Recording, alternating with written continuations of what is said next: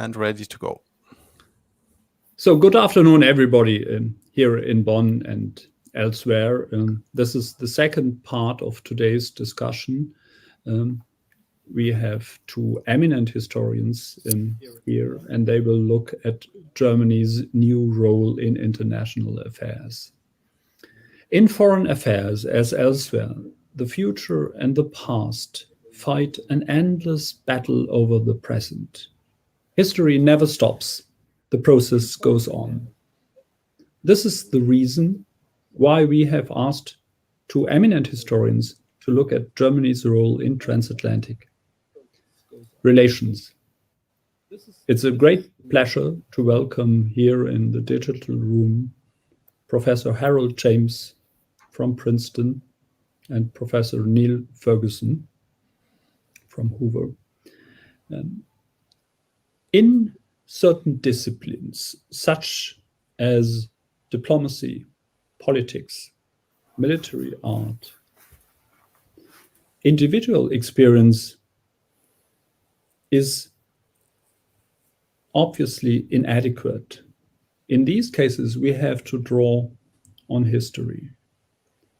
This is the reason why this panel is composed of three historians. I now hand over to Tom Weber, my friend from Aberdeen and partner of CASIS in Bonn, to introduce our two speakers. Tom, many thanks for joining. The floor is yours. Thank you so much, Ulrich. It's my great pleasure to chair today's keynote with Niall Ferguson and Harold James on the question of what Germany's role in transatlantic relations and international affairs should be. We are, of course, about to enter a new chapter in the transatlantic relationship. There is very much a tendency in Germany to somehow think that all we have to really do for things to change is for America to change. That's the kind of first attitude and problem in transatlantic relations. But the question that is asked far less often is how does Germany to change? And what should Germany's role in the world be beyond a often undefined belief in multilateralism in Germany? The second German attitude that I see as a problem is a kind of pessimism of thinking that somehow things won't really change. Under Biden, they will be a little bit better, but ultimately the structural problems remains, the pivot to Asia, tensions over, for instance, Nord Stream. And what I would propose to you, what is coming through here is a transatlantic Nazism of minor differences that does not allow us to focus on what unites us and focuses unduly on what divides us. And that arguably stands in the way of both Germany and the United States, or Europe and the United States, to shape the world at a time that it is that the world is radically changing. So, what can we do? What can Germany do? What should Germany do in order to change things in the transatlantic relationship and also to help to shape the world in a positive way? And in many ways, today is a perfect day to ask that question. The day that a American-German joint venture is becoming the first vaccine to be approved anywhere worldwide. How can we take this inspiration, this success story of German-American cooperation? How can we translate these into triumphs across the board? But the question, therefore, again, is what do we as Germans, what homework does Germany need to do to make this happen? And to do this, we have with us today two of the two great public intellectuals of our times to discuss this, Harold James and Niall Ferguson. Harold James, as I'm sure you all know, is, of course, Professor of History and International Affairs at both the Department of History at Princeton University and the Wilson School. He is, like Niall Ferguson, he is British. Like Niall Ferguson, he started out as a historian of Germany. And like Niall Ferguson, he turned into a global historian and a global thinker. We all know his books. In fact, Niall Ferguson and Harold James seem to be in a competition who can write more books. I think both are somewhere in the region of 20 books. Harold James's most recent book is of course his history of the Bank of England, and we also know Harold James all as the writer of wonderfully incisive op-ed articles, the most recent of which was published yesterday, making the case for a new, truly global monetary mechanism. But before Harold James, we'll have Niall Ferguson address us today. Like Harold, Niall doesn't really need any introduction. Born in Scotland, trained in England, he has been now in America for a long time, first at NYU at Harvard, now as a senior fellow at the Hoover Institution. So the question I have for both of you, or initially I have for Niall Ferguson, is what role does Germany have in a time in which there is still a pivot to Asia? Niall Ferguson, of course, famously, together with Moritz Schlie, coined the term Chimerica, the idea of a symbiotic relationship with China shaping the world. Of course, we also all know that that dream hasn't really materialized, and that arguably in the new age of pivot to Asia under Joe Biden, there therefore is arguably an opening for leadership in partnership for Germany or Europe and the United States. Because even if there is a pivot to Asia, it arguably provides an opportunity for Europeans to lead together with Americans, to shape together with Americans the world in which we live.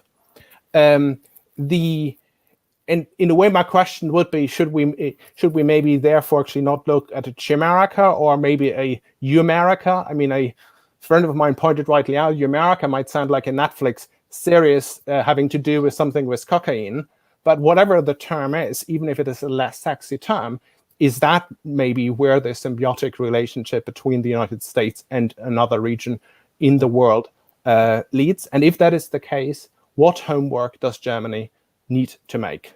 The floor is yours, Niall. Thank you very much, Tom, and thank you, Ulrich, for this invitation. It's an honor to share a platform with my old friend, Harold James, once my predecessor at Peterhouse, Cambridge, more years ago than we'd like to remember Harold. I start from the premise that we are no longer in the time of Chimerica. We're in Cold War II, and we've been in Cold War II since 2018, if not sooner. In this second Cold War between the United States of America and the People's Republic of China, the German question is obviously less central, less important than, say, the Taiwanese question. But it's still there. And I want to suggest that it's surprisingly similar to the German question as it stood 56 years ago when I entered the world. I'll come back to the German question in 1964 later. I think there are three conventional assumptions in Europe and in the United States when we talk about Germany today. The first is that Germany is the biggest of the European Union member states, and its role should therefore be to lead Europe in some informal partnership with France, but not necessarily. Germany, we expect to lead Europe.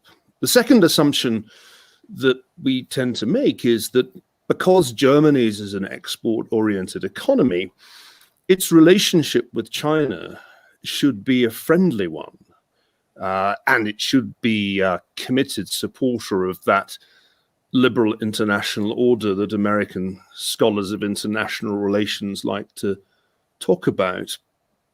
The third assumption that we still tend to make is that for historical reasons, Germany should not be a strong military power. Now, when you put these three assumptions together, you arrive at a view of Cold War II, which is very different from Germany's situation in Cold War I. In Cold War I, Germany was divided, and the two parts were on different sides of the Cold War superpower rivalry. In Cold War II, there seems to be a belief that Germany can be non-aligned, rather as, say, India or Yugoslavia in Cold War I. Some of you will have seen a recent Körber Stiftung poll based on surveys carried out in September and November of this year, in which the participants were asked, if there is a new US-Chinese Cold War, how should Germany position itself? 12% of respondents in Germany said it should be on the US side. 3% said that it should be on the Chinese side. 82% said that Germany should be neutral. And this is not the only survey published this year to imply German non-alignment. Körber did one earlier back in May that pointed to a strange state of affairs in which suspicion of alienation from the United States was greater than suspicion of China. Now, I think this is all very wrong-headed. I think all three of the assumptions that I started with are actually wrong. And what I want to do next is to look at the three realities of the German geopolitical and geo-economic situation. The first point I'd make is that Germany under Chancellor Angela Merkel has really struggled to give leadership to the European Union. For example, during the financial crisis, which began in the United States in 2008, but spread to Europe and lasted actually longer in Europe because it became a crisis of the Eurozone, German leadership was, I think, hard to find. We don't have time to go into the details, but it certainly couldn't be claimed in retrospect that the German government did a great job of mitigating the shock to the Eurozone that the financial crisis created. Missing in action again was German leadership during the Arab revolutions. German leadership was conspicuous by its absence during the migration crisis. In fact, Germany acted in unilateral ways that threw the European continent into considerable confusion. And I've always felt, looking back on the events of 2016, that the German government mishandled the Brexit crisis, gravely underestimating the risk that British voters would vote to leave the European Union if they felt that insufficient heed was paid to their concerns about migration. Now, it's true that the agreement reached this year on the next generation European Union plan to create a European Recovery Fund funded out of Eurobonds has been an improvement on that track record of inadequate leadership. But my sense is that historians in future will give more credit to the French President Emmanuel Macron than to Angela Merkel for that breakthrough.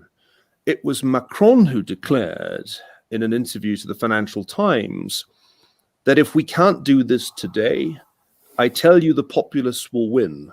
Today, tomorrow, the day after, in Italy, in Spain, perhaps in France, and elsewhere. In any case, the extent of this achievement that we've seen this year shouldn't be exaggerated. It's a complete misreading of history to call it a Hamilton moment, an allusion to the first Treasury Secretary of the United States, Alexander Hamilton, made famous by a hip-hop musical. In reality, what has been done this year is nothing like what Alexander Hamilton did, which was to consolidate the debt of the founding states of the United States. This is a far less far-reaching achievement that doesn't solve the fundamental problems of national public finance in countries such as Italy. The economic performance of the European countries in the crisis caused by the pandemic of COVID-19 isn't in fact all that encouraging. If you look at the most recent OECD projections for the EU economies in 2020, both France and Italy are contracting by around 9.1%, Germany by 5.5%. And this compares quite unfavorably with the US, which is contracting by an estimated 3.7%, and China, which is growing by 1.8% this year, despite having been the fons et origo of the global disaster of COVID-19. Moreover, the OECD foresees Germany next year growing by just 2.8%.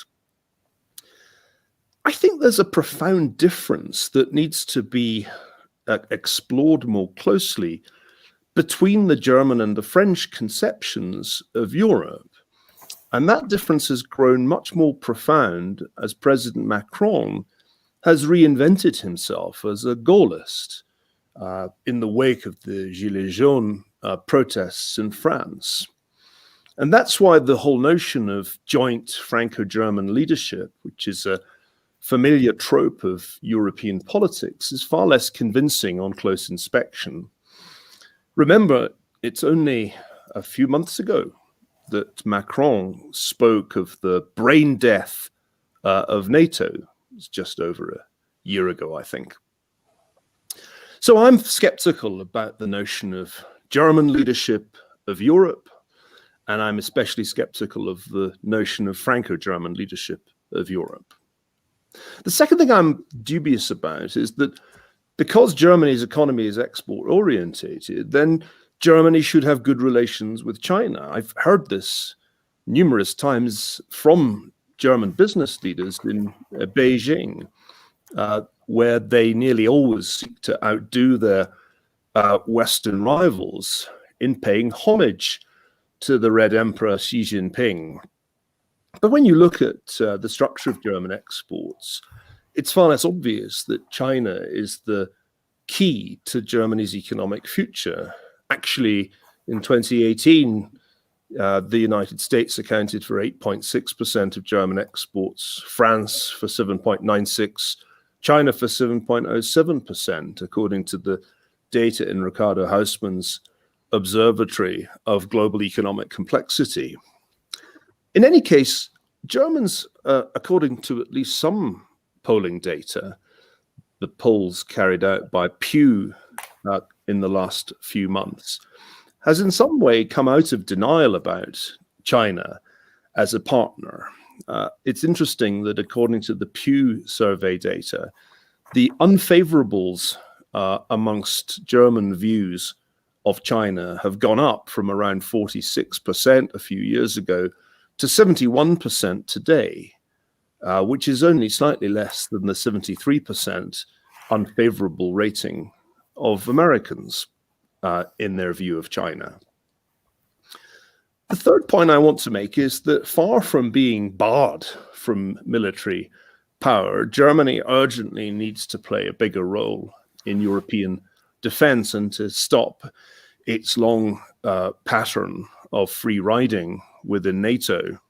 The increase in the German defense budget as a percentage of GDP, according to the NATO data, in the last 7 years has been paltry, from 1.2% in 2013 to 1.57% estimated for this year, less than half the US share of GDP spent on defense, which is 3.87%. Once again, I think there's a fundamental difference in attitude between Berlin and Paris, and it was once again exposed by a difference of opinion this very month, or rather last month, when Annegret Kramp-Karrenbauer, Germany's defense minister, declared illusions of European strategic autonomy must come to an end. President Macron's response was that this was a, quote, historical misinterpretation. Fortunately, he added, if I understood things correctly, the Chancellor does not share this point of view. So my view is that the three guiding assumptions of the US-German relationship as they've emerged in recent years are each in their different ways misleading. It's not clear that Germany is leading Europe or should lead Europe, least of all in some incoherent partnership with an increasingly Gaullist France. It's not clear that Germany should at all costs conciliate China. And it's not clear that Germany should be forever barred from paying its way within the North Atlantic Treaty Organization. So let me draw my remarks to some kind of conclusion by thinking about the implications of the events of this extraordinary year for Germany and its place in the world. Tom Weber already alluded to one important point. Germany has had a good pandemic. Excess mortality has been only around 6% this year, compared with French excess mortality of 15%, 24% in the US, 31% Belgium, Spain 33%, the UK 37%, Italy 38%. And I do think excess mortality is the best measure of the public health impact of this pandemic.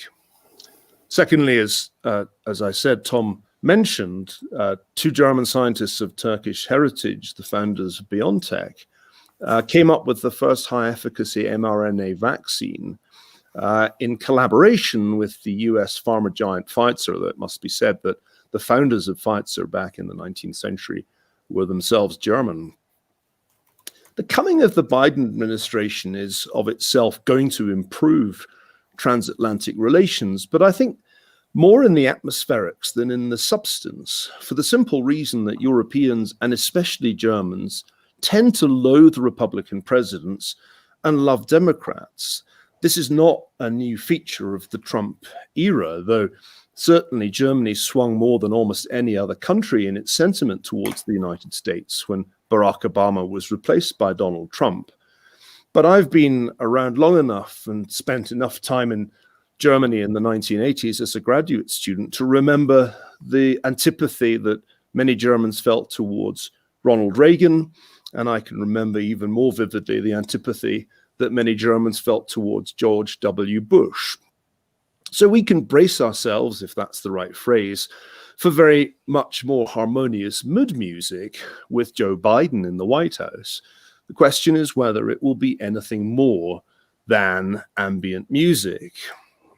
The central problem, I think, remains the fundamental and growing difference between the German and French conceptions of Europe, made all the more important and visible by the departure of the United Kingdom from the European Union, as well as the ongoing problems of Russian authoritarianism and Central European populism.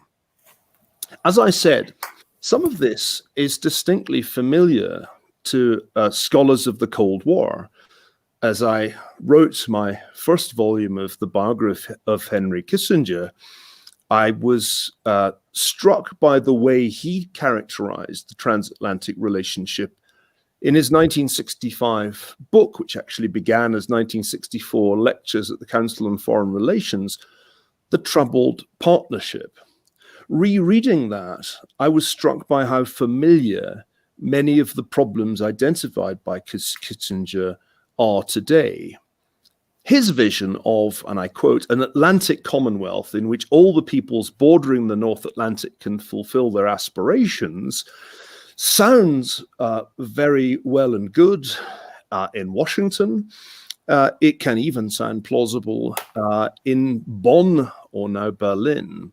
But it proved to be fundamentally at odds with the vision of President de Gaulle.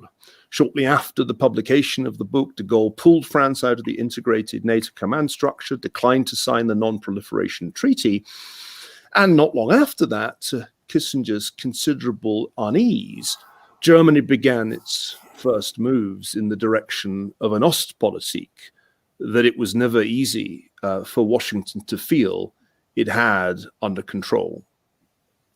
I'm left with a sense that the troubled partnership is still troubled, and troubled in the same ways as it was in the First Cold War. And that if Germany is to sort out its relationship with the United States, so badly weakened by the Trump presidency, if it's to sort out its role in Europe, which I don't think has been a distinguished one during Angela Merkel's chancellorship, there are going to have to be some hard questions asked about the three assumptions I began with: that Germany is somehow naturally the leader of Europe, which I don't think it has been, that Germany as an export economy should at all costs be on good terms with China, which I don't think it should be, and finally, that for historical reasons, Germany is entitled to shortchange the other NATO members when it comes to contributing to Europe's long-term security. I'll leave it there.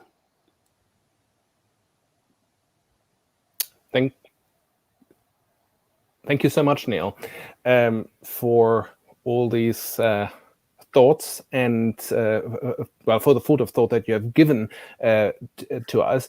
I wish we could discuss them straight away, but I think what we should really do is hand over to Harold James for a different, maybe complementary, maybe competing view of the role Germany should play in the world. The floor is yours, Harold. Well, thank you so much, Thomas. Thank you, Professor Schlie. It's great to be with you. It's great to be with Niall. Niall always provides really, really powerful, very, very fascinating perspectives. You asked me whether I'm going to disagree with him or agree with him. I'm both going to agree and disagree.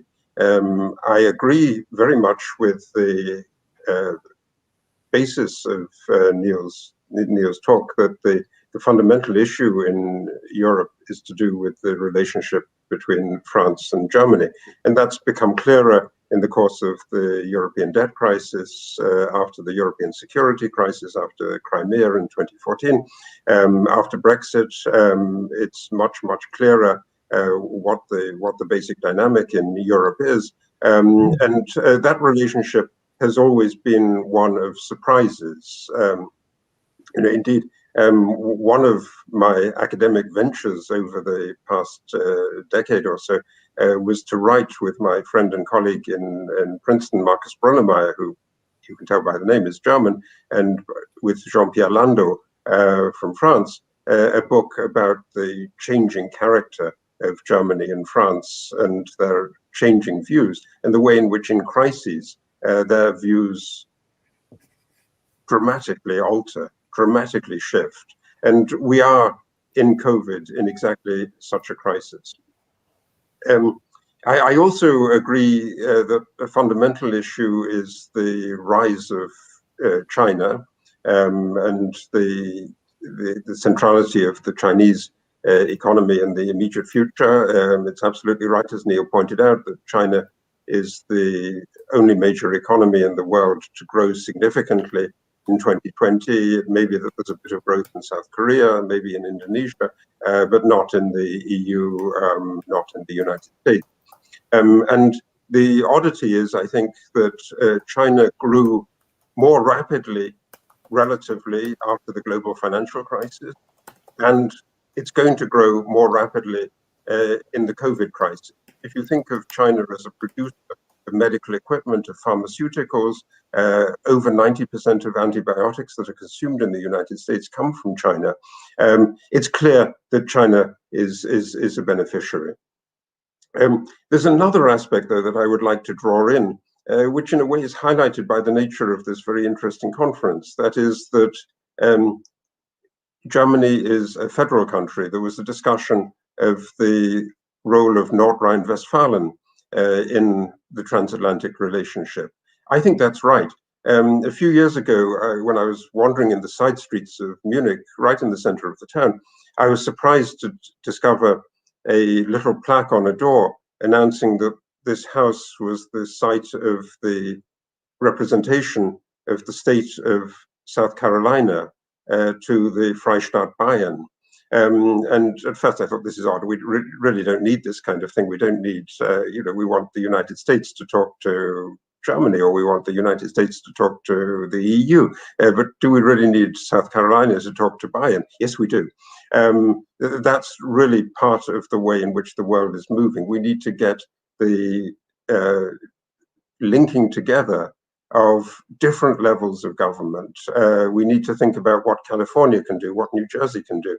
We need to think about what federal systems can do in relationship with each other. You invited me to think about what Germany is going to do, what Germany should do, how Germany thinks of its mission, in the context of a panel session that's just about to begin on geo-economics and great power competition. And I think there's something of this also in this discussion with Niall. I have one, forgive me if I do this, one slightly academic sounding. You might say this is typically academic. This is what ivory tower intellectual says. But I think it's necessary. There's a word in this geopolitics, geopolitical, that comes up everywhere now. It's a word. It's not quite right to say that it was a German coinage. It was used first in a handbook of Swedish handbook of geography, but it was massively popularized. It became influential because of a German writer. And I want to give a health warning about the use of the term geopolitics and the related term geo-economics. They seem to me to be slippery ideas that are dangerous. They're dangerous because they're ambiguous. One side of geopolitics says, well, geography matters, space matters, and of course that's right. And it's a good antidote to a world which, in the kind of heyday of the enthusiasm about globalization, where people suggested that the world is flat, space doesn't matter anymore. And driven by that, people in the UK, for instance, imagined that they could rebuild the relationship that would fall apart after Brexit by having a better relationship with Australia and Canada and New Zealand. That's a fantasy. It's a fantasy because of geography. So geography matters. And to that extent, geopolitics isn't saying anything more than the obvious, I'm afraid. But the sub-context of the geopolitical discussion is that geopolitics is about a zero-sum game, that we can only win because another side loses. And that's the side that got pushed very powerfully in Germany. The great interpreter of geopolitics, and it's very familiar to Tom, to Professor Weber, was a Bavarian called Karl Haushofer, who may or may not have had a crucial influence on Adolf Hitler. His close student, Rudolf Hess, was a friend of his, and Haushofer visited Hess in prison in Landsberg while Adolf Hitler was dictating Mein Kampf. And Haushofer had this vision of geopolitics as a brutal competition.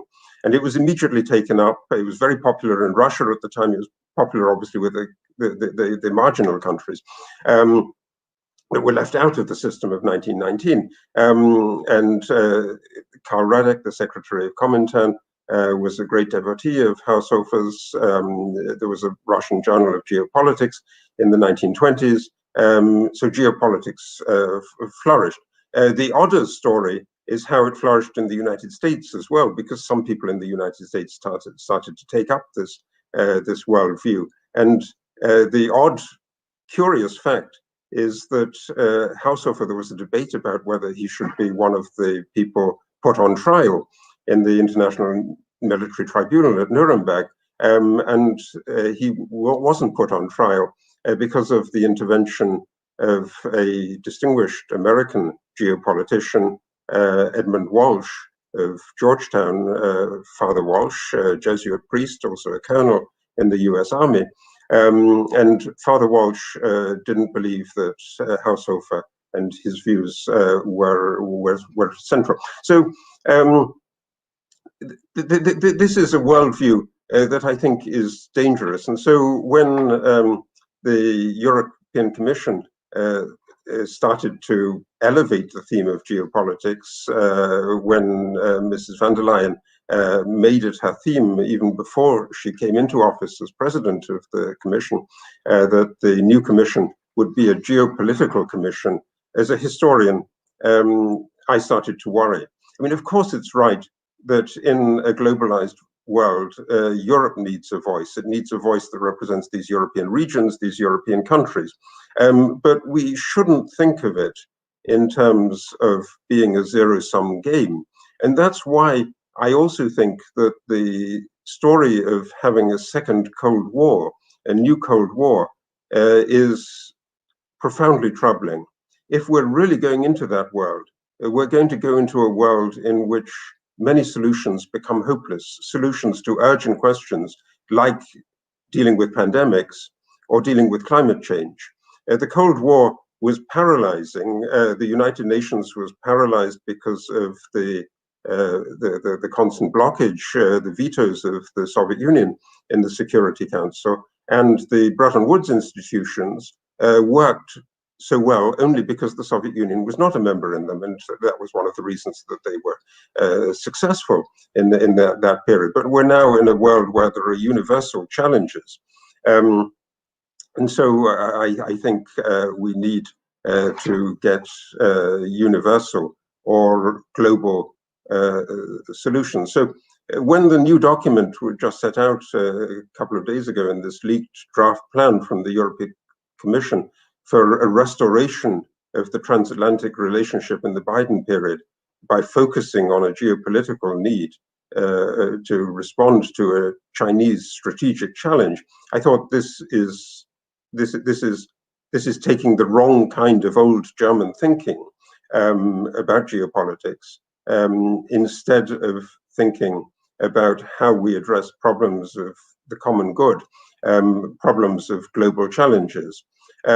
It's taking the zero-sum mentality from history, but also it's familiar from populist politics. That's how populist politics argue. If we win, somebody else has to lose. There's been, I think, too much emphasis in both Europe and in the United States in terms of the discussion of China on punishing China for rising too rapidly, for being too prosperous, for unleashing pandemics and viruses on the world from SARS to COVID.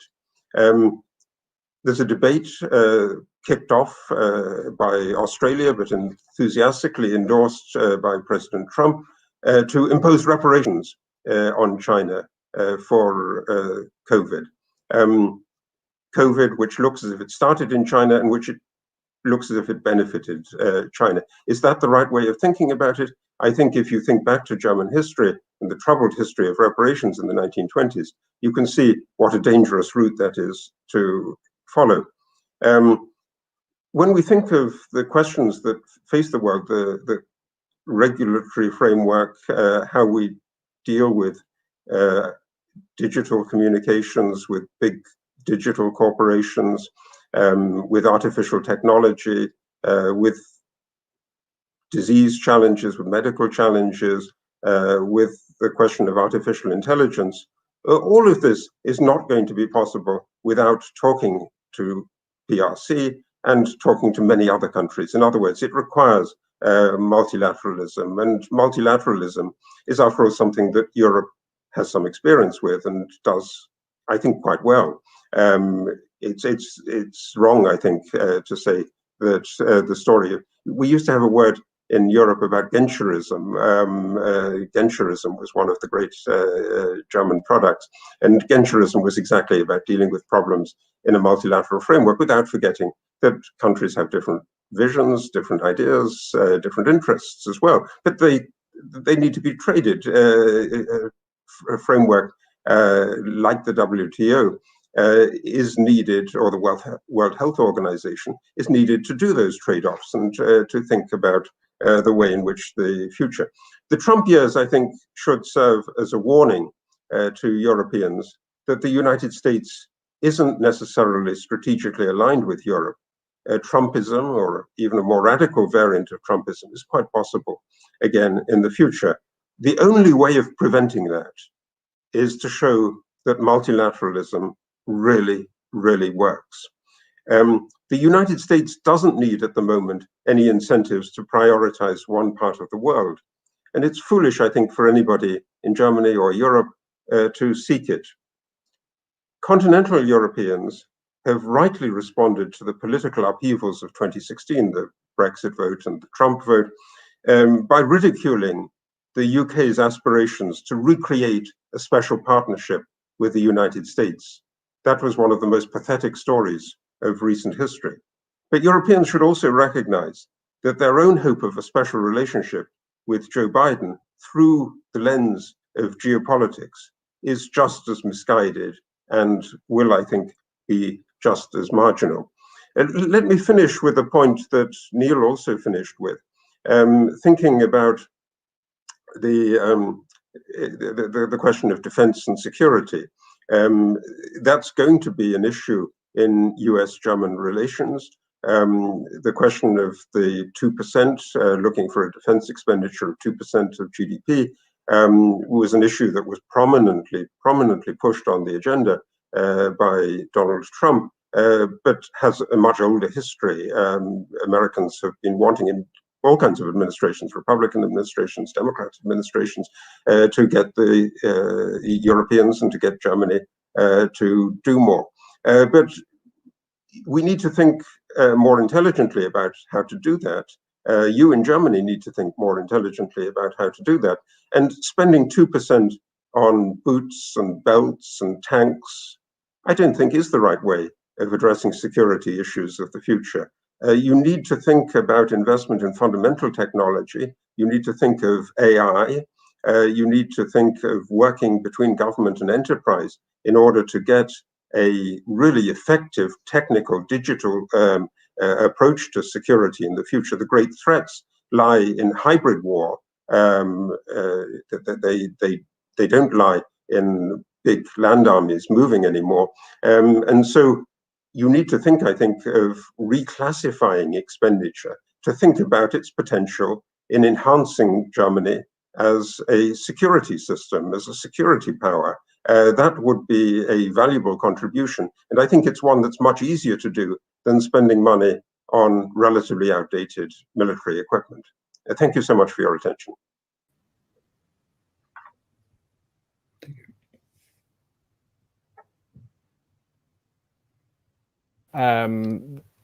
Interventions for German policies, for German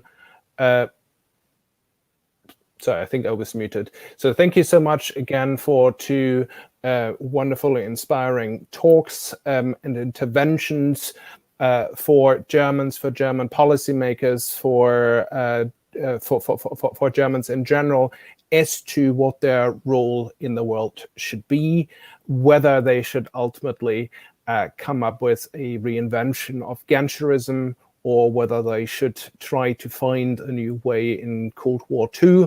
I'm sure there were a lot of people in the foreign policy establishment who, over the last 45 minutes, have busily taking notes. And I look forward to this discussion to continue over the next several days, as well as in the weeks and months to come. But for now, I'd just like to thank Harold James and Niall Ferguson once again for speaking to us. Thomas. Thank you so much. Thank you, Niall Ferguson. Thank you, Harold James, for two fascinating and thought-provoking presentations. Also, many thanks from my side again for chairing this session. I wish we could debate, but history never stops and the process goes on. The next panel will start at 4:30. Goodbye.